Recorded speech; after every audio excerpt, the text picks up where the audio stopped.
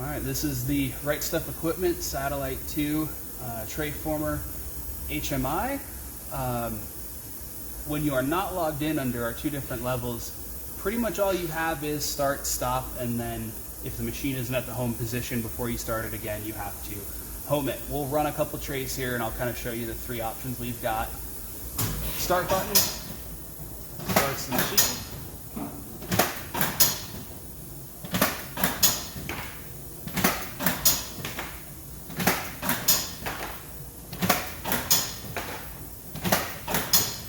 Stop button stops the machine. We have it set up to not pick the last tray so that it ejects everything and nothing's left in the forming cavity when you want to stop it. The machine automatically homes after the stop function, so we're back to the kind of starting position for the machine. And those are about all the options you have when you're not logged in under either the admin or the engineering level login. The other two things you have access to are our alarm log.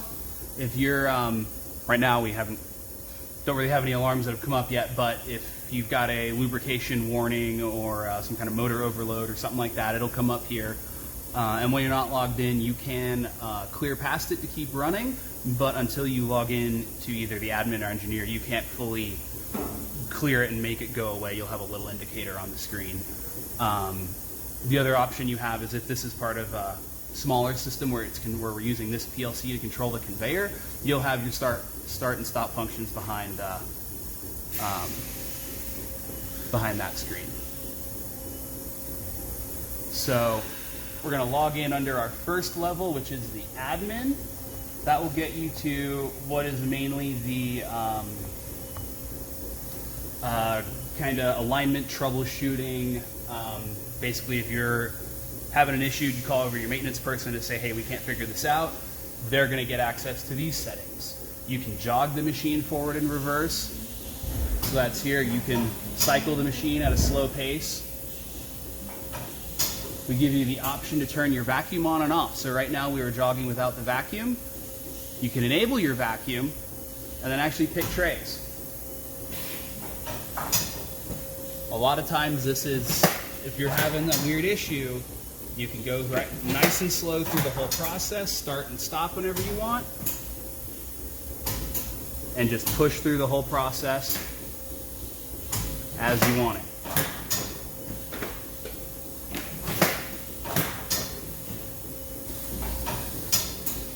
Some of the other options you have access to is the backup mode. A lot of times these machines are talking with a conveyor and either filler or typically a filler of some sort. You're putting something in these trays, either hand packed or otherwise.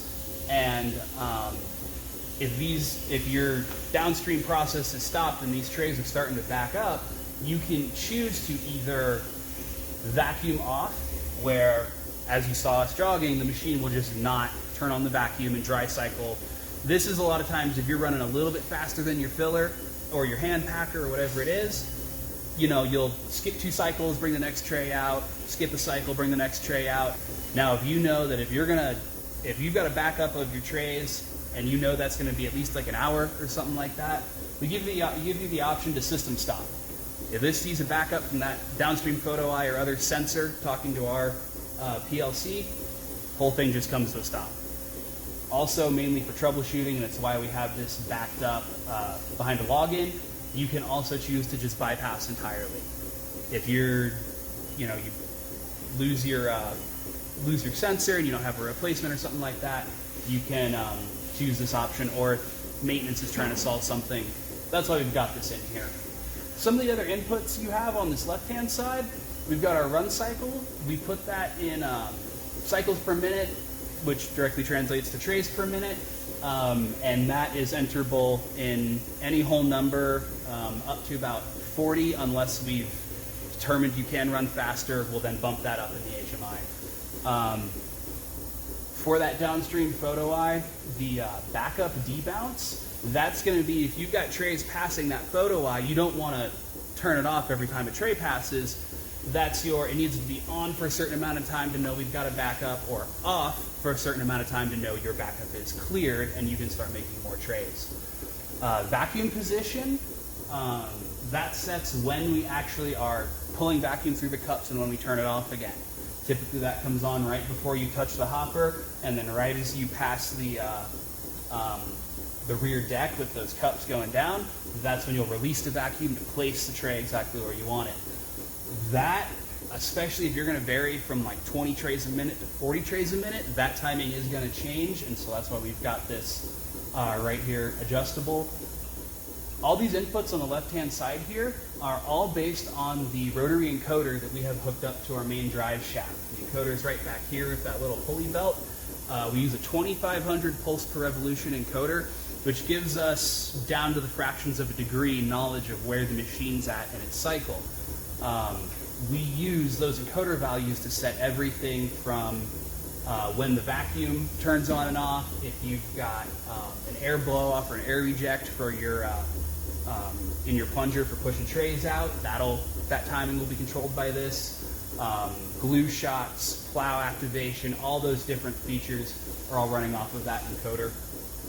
The main ones we have on this screen is your run cycle. That is given to you in trays per minute or cycles per minute. That makes it really easy to input. Okay, we should be using 25 on our filler, we're going to run it at 28 or 26, or you can kind of get that window to where you're not overrunning, but you're still keeping up with whatever your downstream process is. The backup debounce on and off, that's actually in milliseconds, and that's for the downstream photo eye when it, if you don't have a backup yet, but you still got a tray passing in front of that photo eye or other sensor to know you've got a backup on your conveyor. That debounces to control, okay, we need more than 2.5 seconds in front of that eye to know we actually have a backup. It's not just a tray passing by.